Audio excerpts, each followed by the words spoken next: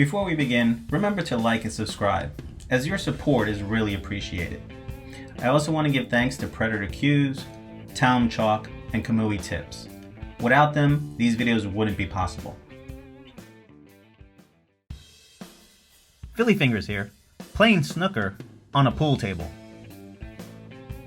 To start, we're simply going to replace the snooker balls with our pool balls, and we're going to do this based on color. As for the reds, we're going to use our stripes to represent the reds. Since we don't have enough stripes to equal the amount of reds that we would need, this will simply be a shorter race with a max score of 75. And now we just play snooker as usual, with the stripes being 1 point, the yellow 2, the green 3, the brown 4, the blue 5, the purple will be 6, and the black is always worth 7.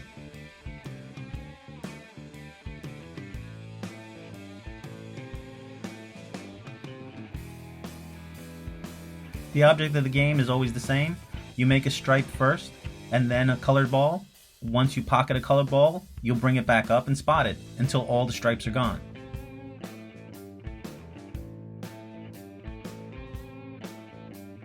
Once all the stripes are gone, you'll just pocket the remaining balls based on their value, starting with the yellow, then the green, the brown, the blue, the purple, and finally the black.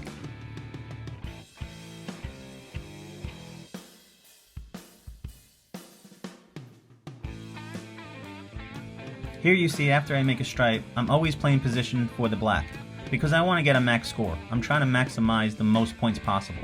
But you don't have to. You could always hit a stripe and then play position for any of the other colors.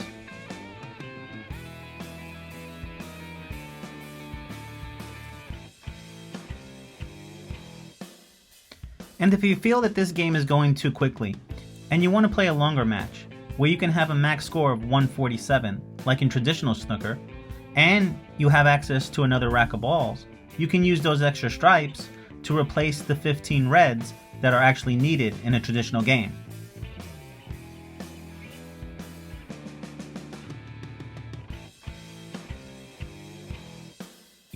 As I spot the black, with no other stripes on the table, it's now time to just clear the remaining balls based on their value. It's almost like you're playing a game of 9-ball.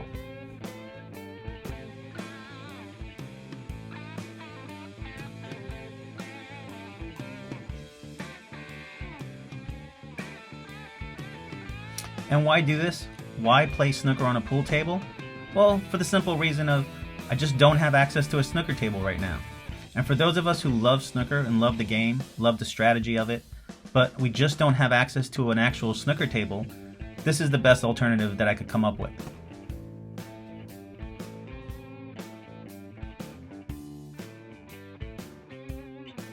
As I pocket the final black, that gives me 75 points for a max score and ends the game. Now, in case keeping track of the score based on colors is difficult, because the pool balls have different number values than a snooker ball does, another option is to substitute the balls based on their numbers. And this is what it would look like here. And this might make it a lot easier for you to keep score. For example, when you pocket the 2, you know you're getting 2 points, and so on.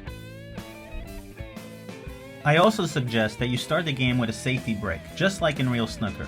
Bring the cue ball back to the head rail, and snooker your opponent behind the 2, 3, and 4 ball. This eliminates any type of kick that they can make. At best, they could attempt a 3 rail kick, but that's just going to make contact with the pile and leave you in a good position. In short, you want to mimic whatever you would have done when playing real snooker, right? You want to keep the game as close to realistic as possible. And that's how I like to play snooker on a pool table. Till next time.